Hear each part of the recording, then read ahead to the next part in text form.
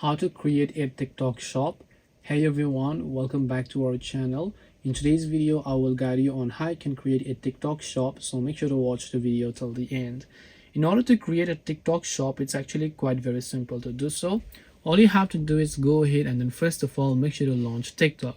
The very first step in creating a shop is that you switch your account to a business account. So to create a business account, tap the three lines option there and go to settings and privacy. Then go to accounts, then tap on switch to business account, tap on next again, and after you've done that, you should be able to see all the sorts of details. Now simply choose a category about what your business is account. If you have a clothing shop, you can select clothing and accessories and then just tap the next option here.